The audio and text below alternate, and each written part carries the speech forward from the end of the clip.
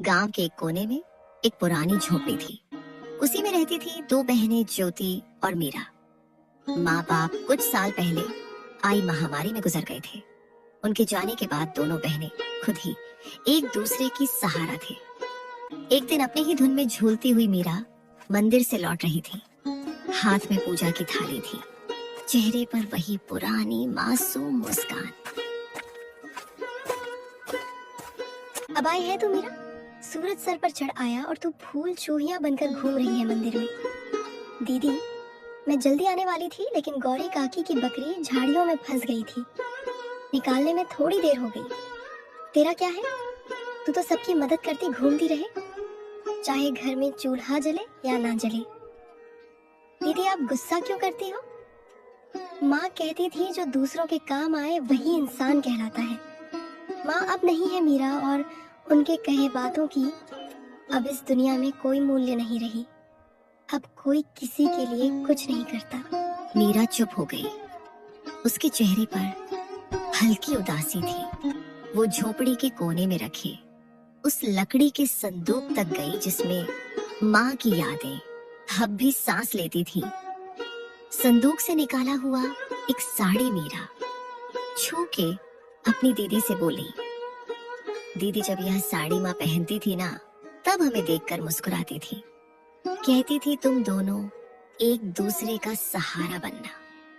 मीरा की बात सुनते ही ज्योति का चेहरा नम हो गया और उसकी आंखें पल भर को भीग गई। लेकिन ज्योति अपनी भावनाओं को छुपाते हुए मीरा से बोली, मैं तुझसे सख्त हूँ मीरा, क्योंकि मैं डरती हूँ अगर तुझे भी एक दिन कुछ हो गया तो मैं अकेले कैसे जीऊंगी। इस दुनिया ने मुझसे सब छीन लिया है।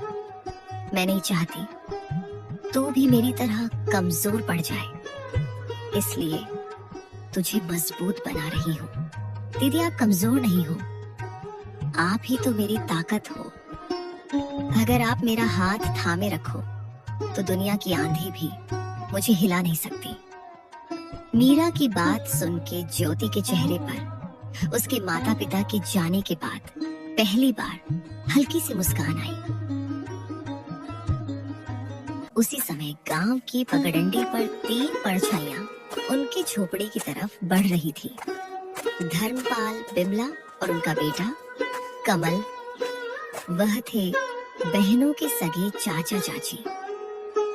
अरे ज्योति, कैसी है मेरी बच्ची? तू ठीक तो है ना?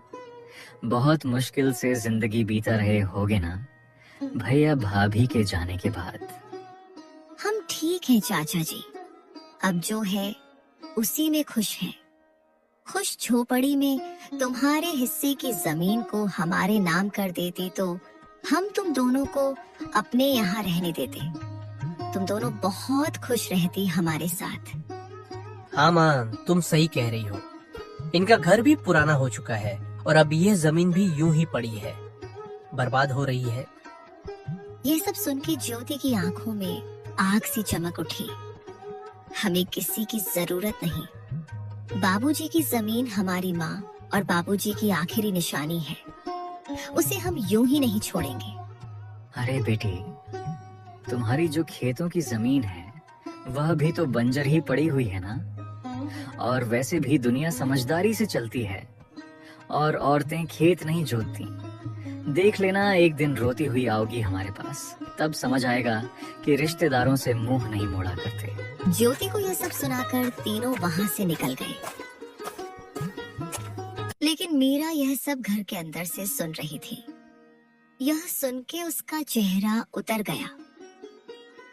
दीदी, क्या सच में हम अकेले पड़ जाएंगे? वो लोग हमारी जमीन लेना चाहते हैं ना? हाँ मीरा, पर जब तक मैं जिंदा हूँ कोई हमारी जमीन छू भी नहीं सकता। तुझे कुछ नहीं होने दूंगी। रात को चूल्हे के आगे बैठी हुई मीरा अपनी दीदी से बोली, दीदी, माँ की साड़ी मैंने संभाल के फिर से संदूक में रख दी है। और हाँ दीदी, कल भागवत कथा है गांव में, चलोगे ना? मन को थोड़ा शांति मिलेगा सुन के। लोग बातें बनाते हैं मीरा, ताने मारते हैं और सोचते हैं कि हम प्रसाद के लालच में जाते हैं, पर हम तो अच्छे हैं ना। अगली सुबह दोनों बहनें अपनी जमीन को देखने जाते हैं, जिसमें दोनों बहनों ने मेहनत करके थोड़ी सी सब्जियां उगाई थी। दीदी, अच्छा हुआ कि माँ बाबूजी के जाने के बाद हमने यह जमीन बेचा नहीं। अभी देखो, हमने मेहनत करके कितनी सारी सब्जियां उगाई है। अब हम किसी व्यापारी को यह बेच के थोड़े पैसे कमा सकते हैं। हाँ, तू ठीक बोल रही है। इसे बेच के कुछ दिन का तो गुजारा हो जाएगा, लेकिन क्या दीदी, इसे बेच के हम कुछ दिन ही गुजारा कर पाएंगे। उसके बाद क्या? अरे आप मायूस मत हो दीदी, मुझे सिलाई बुनाई का काम आता है। मैं वो करके घर खर्चे निकालूंगी। आप बस घर संभालना। कोई जरूरत नहीं तुझे ये सब करने की। तू क्या मुझे बेकार समझती है? तू घर पर ही रहना। मैं लोगों के घर काम करने जाऊंगी और मुझे बांस की सीजें बनाना भी आती है, जो बाबूजी ने सिखाया था। ये करके मैं घर का गुजारा निकाल लूंगी। यह सब बात करके दोनों कुछ समय अपने खेत में व्यतीत करने के बाद घर आते हैं और अपने अपने काम में लग जाते हैं। रात को जब दोनों सोने जाते हैं, तब दोनों बहनें अपनी मुश्किल भरी जीवन के बारे में एक दूसरे से बात करने लगते हैं। दीदी, माँ बाबूजी के बिना ये रातें और भी डरावनी लगती हैं। सब कुछ खाली लगता है ना दीदी? हाँ मीरा, पर अब हम माँ बाबूजी दोनों की जिम्मेदारी निभा रहे हैं। हमें हार नहीं माननी। ये जमीन, ये घर, सब कुछ उनका दिया हुआ है। हमें इसे बचाना है किसी भी कीमत पर। यही सब तो माँ बाबूजी की यादें हैं। ज्योति बहुत ही हिम्मती थी। वह तो किसी से मदद भी नहीं लेना चाहती, लेकिन उसे अपनी बहन को लेकर बहुत चिंता होती थी। अगले दिन जब दोनों बहनें खेत पर पहुंची तो देखा कि इस जमीन के बीच एक खूंटी गड़ी हुई थी। दीदी, ये जमीन के बीचों बीच खूंटी कौन गाड़ गया? ये तो कल यहाँ नहीं थी और ना ही हमने इसे गाड़ी है। जरूर इसे कोई यहाँ गाड़ गया है। ये जरूर हमारे चाचा चाची का काम होगा, लेकिन ये काम बिना किसी सरकारी आदमी के नहीं होता। इसका मतलब हमारे खेत को ये लोग बांटने की साजिश चला रहे हैं। उसी वक्त दूर से धर्मपाल आता दिखा और उसके साथ विमला और उनका बेटा कमल भी था। तीनों के चेहरे पर अजीब सी मुस्कान थी। अरे बेटियों, घबरा क्यों रही हो? हम तो बस मदद करना चाहते हैं। तुम्हारे माँ बाप के जाने के बाद जमीन की देखभाल जरूरी है। तुमसे अकेले तो होगा नहीं। चाचा जी, आपकी मदद की जरूरत नहीं है हमें। यह जमीन हमारी माँ बाबूजी की निशानी है। इसे किसी के हवाले नहीं करेंगे। अरे बच्चियों, ऐसे कैसे नहीं दोगे? ये जमीन तो तुम्हारी और हमारी है। कमल के दादाजी ने अपने दोनों बेटों को बराबर हिस्सा करके दिया था, लेकिन शायद तुम्हारे पिता अपने आखिरी दिनों में तुमसे यह बात बोलना भूल गए। इतने साल तो हम साथ ही खाए पिए हैं। हम तो तुम्हारे भलाई ही चाहते हैं। अब ये दुश्मनी क्यों? दुश्मनी तब शुरू हुई चाची, जब आपने हमें अकेले समझकर हमारी जमीन पर नजर डाली। और चाची, दुश्मनी तो आप लोग हम दोनों से निकाल रही हो। अरे मीरा, इतनी गरज क्यों रही हो? छोटी हो छोटी बनकर रहो। ऐसे बड़ों के बीच मत बोल, समझी? अरे जाओ, कैसे बड़े लोग जिनकी सोच छोटी होती है, वे उम्र में बड़े होकर भी सम्मान के हकदार नहीं होते। मीरा, तो कुछ मत बोल। और हाँ, अब अगर आप लोग हमारे खेत के पास भी आए तो अच्छा नहीं होगा। हम कमजोर दिखते हैं पर डरते नहीं। धर्मपाल ने सब कुछ चुप कराकर कहा। ठीक है बेटियों, हम कुछ नहीं कहेंगे, लेकिन कानून अपना काम करेगा। जब जमीन के सरकारी कागजात आएंगे तो देख लेना। जब तुम्हारे नाम नहीं निकलेंगे तो खुद समझ जाओगी कि जमीन किसकी है। तीनों वहां से चले गए। ज्योति और मीरा कुछ देर तक खामोश खड़ी रही। दीदी, क्या वो सच में कागज बदलवा सकते हैं? कुछ भी कर सकते हैं मीरा। लालच में आदमी अंधा हो जाता है। हमें किसी पर भरोसे नहीं करना चाहिए। अब हमें बहुत संभाल के रहना पड़ेगा। उसी दोपहर दोनों बहनें सरपंच के पास पहुंची। चौपाल में गांव वाले बैठे थे और वहां पहले से ही धर्मपाल बैठा हुआ था। सरपंच जी, हम आपके पास न्याय मांगने आए हैं। हमारे चाचा चाची जमीन हड़पना चाहते हैं और शायद पटवारी से मिलकर फर्जी कागज बनवा रहे हैं। हम अनाथ हैं। इसका मतलब यह नहीं कि हम बेबस हैं। हमें अपनी माँ बाबूजी की जमीन किसी हाल में नहीं देनी। कृपया आप हमारी मदद करें। धर्मपाल जी, अगर यह सच है तो यह गांव की मर्यादा के खिलाफ है। परिवार के नाम पर ठगी करना यहाँ नहीं चलेगा। सरपंच जी, ये लड़कियां हमें बदनाम कर रही हैं। हम तो बस जमीन की चिंता कर रहे हैं। इन दोनों बच्चियों को क्या पता ये जमीन के बारे में। यह जमीन के बाद तो इनके पिता और मैं ही जानते थे। मेरा भाई तो अब इस दुनिया में नहीं रहा, इसीलिए अब मुझे ही तो सब कुछ देखना पड़ेगा। गांव वालों में फुसफुसाहट होने लगी। हमने इन बच्चियों को बचपन से देखा है। यह झूठ नहीं बोल सकती। धर्मपाल के मुंह में राम बगल में छुरी।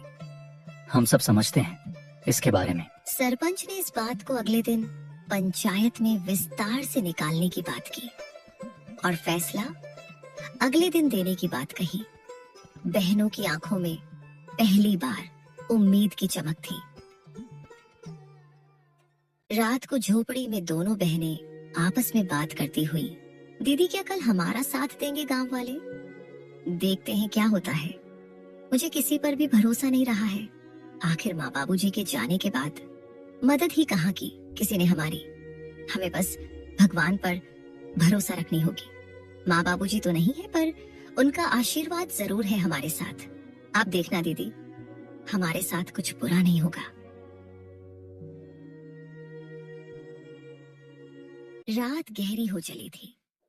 दूर कहीं उल्लू की आवाज गूंजी और हवा में कुछ सिसकियां थीं, और उन सिसकियों में मीरा की भी सिसकियां शामिल थीं। दोनों बहनों को चिंता की वजह से नींद भी नहीं आ रही थी। दीदी, विश्वास ही नहीं होता है ना कि हम अब अकेले हैं। कभी कभी तो ऐसा लगता है कि बाबूजी अचानक आएंगे और मुझे गले लगा लेंगे। हाँ मीरा, मुझे भी उनकी कमी खटकती है, लेकिन तू चिंता मत कर, मैं हूं ना। जब तक मैं जिंदा हूं तुझे किसी चीज की कमी नहीं होने दूंगी। लेकिन दीदी, जब माँ बाबूजी गए तब सबने कहा था हम हैं तुम्हारे साथ। फिर धीरे धीरे सब दूर होते गए। चाचा चाची तो जैसे बस हमारे हिस्से की जमीन के लिए ही हमारे करीब थे। ज्योति की आंखों में आंसू थे, लेकिन उसने उन्हें छुपाया। उसे अपनी बहन के सामने कमजोर नहीं पड़ना था। मीरा, रिश्ते अब खून से नहीं धन दौलत से बनते हैं, लेकिन हम भी अब चुप नहीं रहेंगे। अगर हमें अपने अधिकार के लिए लड़ना पड़े तो लड़ेंगे। सुबह होते ही गांव में एक अफवाह फैल गई कि धर्मपाल अब पंचायत से कहकर जमीन अपने नाम करवाने की तैयारी कर रहा है। गांव की गलियों में लोग कान्हा फूंसी करने लगे। अरे सुन सुग्गो, धर्मपाल ने तो कमाल कर दिया। अपने ही भाई की बेटियों को बेघर करना चाहता है। हाँ काका, कैसा रिश्तेदार है। अपने ही भतीजों को बेघर करने में तुला हुआ है। इन बातों की भनक ज्योति को लगी तो वो मीरा को लेकर सीधा सरपंच के वहां पहुंची। सरपंच जी, हमें आपसे इंसाफ चाहिए था। मेरे माँ बाबूजी की जमीन पर मेरे चाचा जबरदस्ती का दावा कर रहे हैं और आप लोग उनका साथ दे रहे हैं। मुझे आपसे यह उम्मीद नहीं थी। हम कोई अबला नहीं है, हम ऐसे चुप नहीं रहेंगे। सरपंच जी, ऐसे कैसे कोई भी आकर हमारी जमीन हड़प लेगा? थोड़े समय बाद धर्मपाल, विमला और कमल भी वहां पहुंच गए और वहां पर नाटक करने लगे। सरपंच जी, हम तो बस इनकी भलाई चाहते हैं। भाई की मौत के बाद हमने ही इन्हें पाला है। आप तो यह अच्छे से जानते हैं। और अब जब लड़कियां बड़ी हो गई तो हमें बदनाम कर रही हैं। जरा सोचिए, क्या यही इंसानियत है? ज्योति बेटी, तुम्हारे चाचा तो ठीक कह रहे हैं। तुम लोग तो एक ही परिवार के हो, परिवार के बीच यह झगड़ा क्यों? वैसे भी सरकारी कागजात के हिसाब से तुम्हारी जमीन में इनका भी हक है। ऐसे कैसे सरपंच जी? ये लोग हमारी मजबूरी को देखकर हमारा फायदा उठाने आए हैं। ये कोई परिवार नहीं है, ये बस जमीन के लालच में परिवार होने का दिखावा कर रहे हैं। ये सब बात चल ही रही थी कि तभी पटवारी भी वहां आ जाता है। हरिश्चंद्र की जमीन कानूनी तौर पर सिर्फ उनकी नहीं है, इसमें उनका भाई धर्मपाल का भी हिस्सा है। ऐसे कैसे?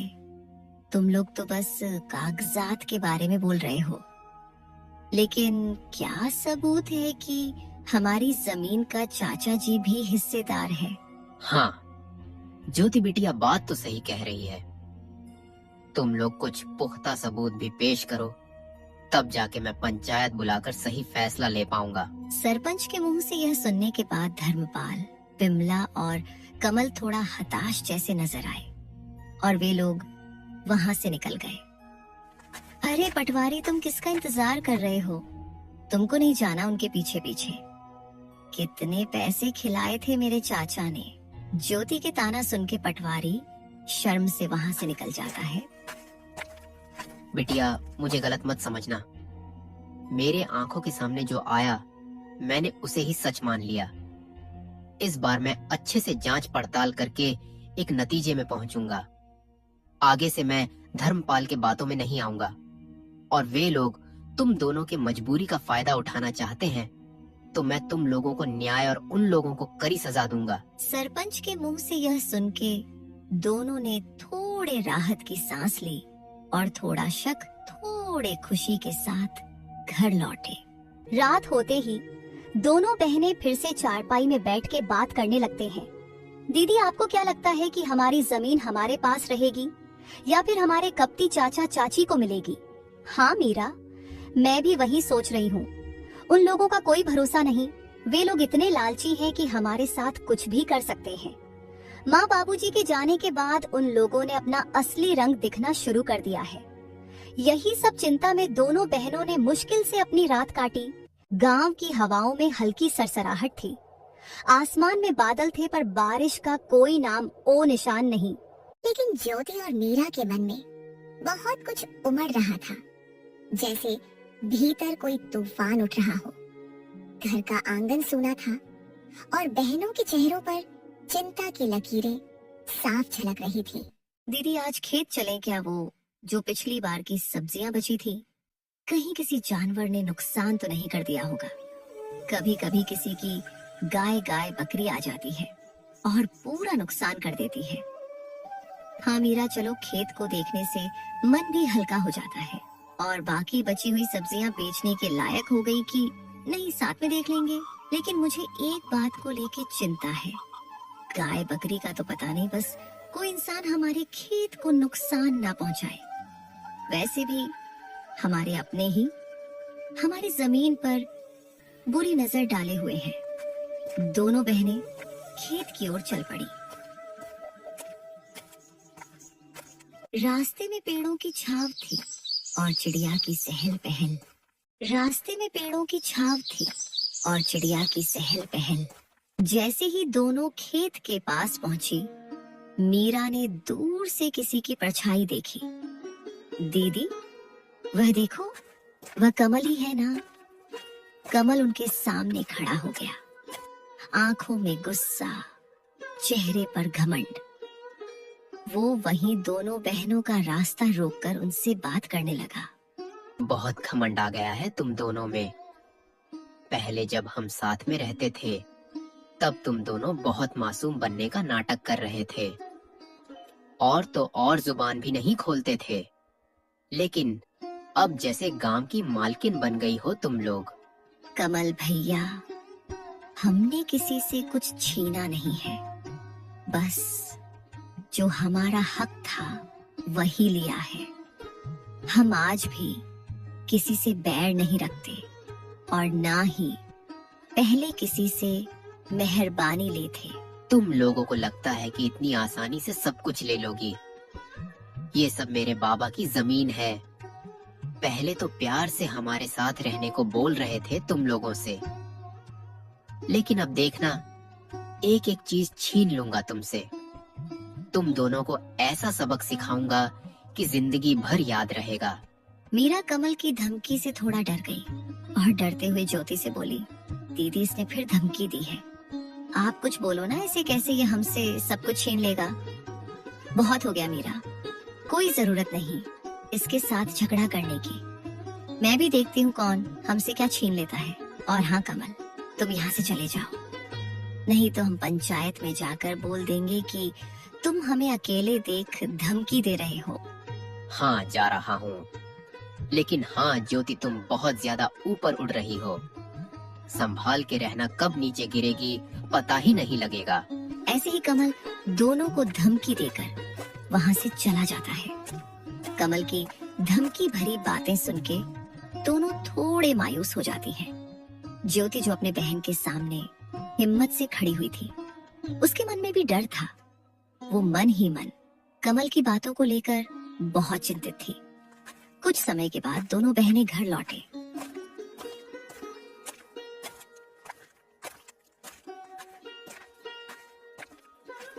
घर लौटकर दोनों बहनें चिंता में डूबे हुए थे। रोज की धमकी और षड्यंत्र ने दोनों के जीवन में बहुत सारी चिंता और दुख ला दिया था। दीदी, ये लोग हमारे पीछे क्यों पड़े हुए हैं? हमने किसी का क्या बिगाड़ा है?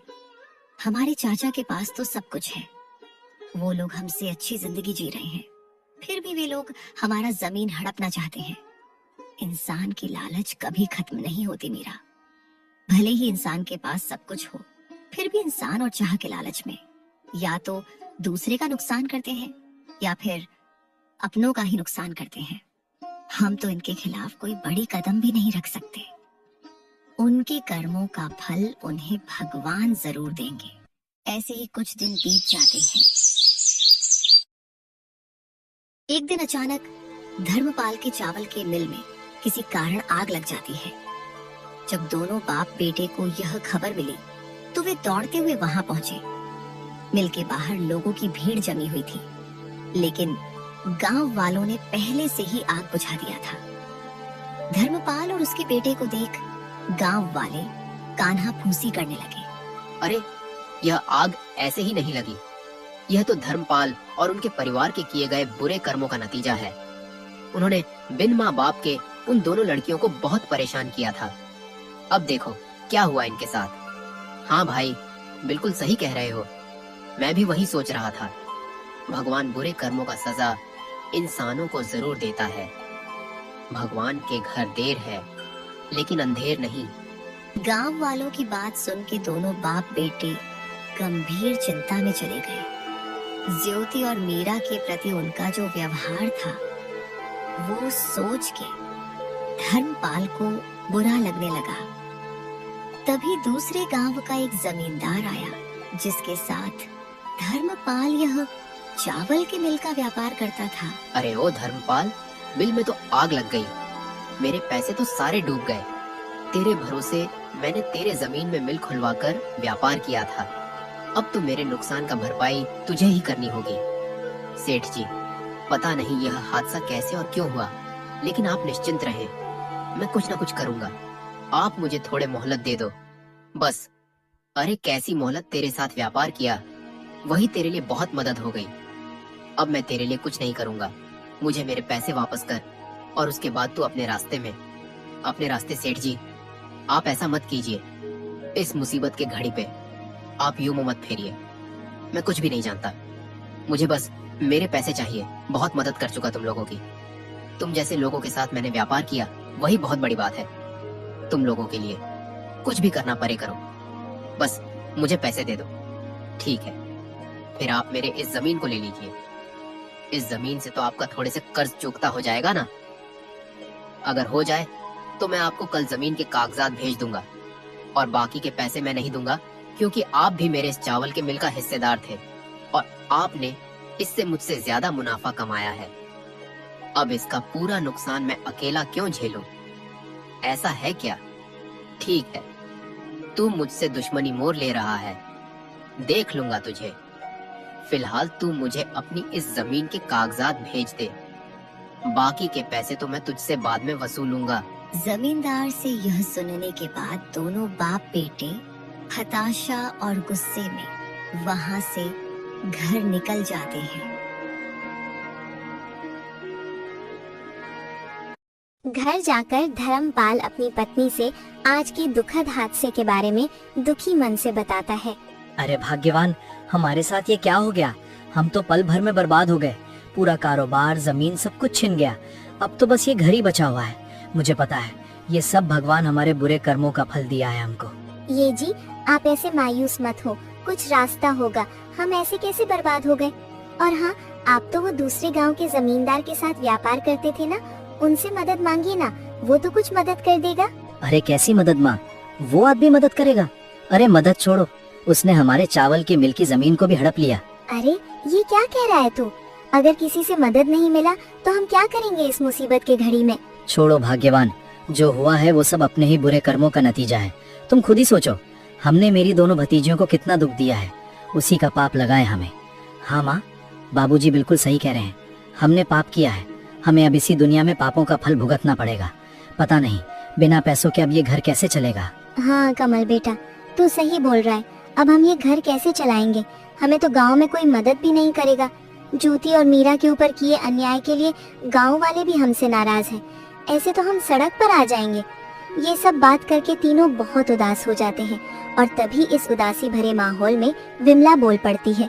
ये जी, मेरे मन में एक विचार आया है, क्यों ना हम ज्योति और मीरा के पास जाकर उनसे मदद मांगे और साथ में उनसे हाथ जोड़ के माफी भी मांग लेंगे। मदद? कैसी मदद माँ? वे दोनों हमारी कैसे मदद करेंगी?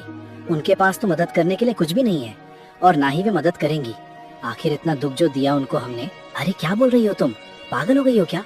कितना परेशान किया उनको। अब किस मुंह से जाऊंगा उनके पास मदद मांगने? और वे तो खुद ही कितनी मुश्किल से जी रहे हैं, हमारी क्या मदद करेंगे वे? अरे आप लोग थोड़े शांत हो जाइए। हम उनसे पहले दिल से हाथ जोड़कर माफी मांगेंगे और उसके बाद हम उनकी जमीन पर खेती करने की इजाजत मांगेंगे और खेती का जो भी मुनाफा होगा उनको भी आधा देंगे और हमारा भी जैसे तैसे गुजारा हो जाएगा। और हाँ, मैं इस बार लालच में नहीं बोल रही हूँ, मैं बुरी परिस्थितियों के चलते बोल रही हूँ। तुम बात तो ठीक ही कर रही हो। हमें तो कोई मदद करेगा नहीं और हमें तो ज्यादा कुछ काम भी नहीं आता। बस थोड़ा खेती बाड़ी जानता हूँ मैं, और अगर वे लोग मदद के लिए मन जाएं तो कमल भी मेरी खेती में मदद कर देगा। हाँ बाबूजी, मैं करूँगा मदद। चलिए बात करने जाते हैं उनसे, और अगर वे मदद नहीं भी करें तो कम से कम माफी की उम्मीद तो रख ही सकते हैं। ये बोल के तीनों ज्योति और मीरा के घर पहुँचे। चाचा जी, आप लोग अब यहाँ क्या लेने आए हो? चाची, हमारा चावल की मिल पे आग लग गई है, हम तो पूरा बर्बाद हो गए। हाँ, मुझे पता चला आपके बारे में और मुझे इस बात का खेद है, लेकिन आप हमारे पास क्यों आए हो? क्या आपको लगता है कि आग हमने लगाया है? नहीं ज्योति, तू हमें गलत समझ रही है। हम तो तुम दोनों से माफी और मदद की आस ले आए हैं। मदद? कैसी मदद चाची? क्या मदद चाहिए आपको? हम तो खुद ही जैसे तैसे जी रहे हैं और आप किस हक से मदद मांग रहे हो? हम हैं ही कौन आप लोगों के? बिमला ने गिड़गिड़ाते हुए ज्योति और मीरा को सब कुछ बताया और ये सब बात होते समय धर्मपाल और कमल शर्मा से अपनी सिर झुका लिया था। मीरा बिमला की बात सुन के बोली, हम मदद करेंगे चाची, जो हुआ सो हुआ। आखिर आप लोग हमारी चाचा चाची हैं, हम आपके साथ हैं। क्या बोल रही तू मीरा? पागल हो गई है क्या? भूल गई कितना दुख दिया है इन लोगों ने हमें, और हमारे बुरे समय में ये लोग कहाँ थे? अब क्यों मदद करेंगे हम इनकी? ऐसे मत बोलो दीदी, आज माँ बाबूजी होते तो वे भी इन मुसीबत में इनकी मदद करते। और माँ बाबूजी कहा करते थे कि माफी बहुत बड़ी जीत है और माफ करने वाला ही असली विजेता है। फिर भी मीरा, मैं इन लोगों की करतूत नहीं भूलूंगी। मैं मदद करने के लिए तैयार नहीं हूँ। दीदी, आपको मेरी कसम, कृपया आप उनकी मदद कर दीजिए। और वैसे भी इनको हमारी जमीन पर खेती करने देंगे तो हमारी भी बहुत मदद होगी और हम आगे से हंसी खुशी एक साथ रह पाएंगे। मान जाओ ना दीदी, मुझे माँ बाबूजी की कमी बहुत खलती है, इनके साथ होने से मुझे अच्छा लगेगा। ज्योति मीरा का मासूम चेहरा देख उसके खातिर मान जाती है और धर्मपाल, बिमला और कमल ने भी हाथ जोड़कर दोनों से माफी मांगते हैं और वादा करते हैं कि आगे से कभी भी उनका बुरा नहीं सोचेंगे।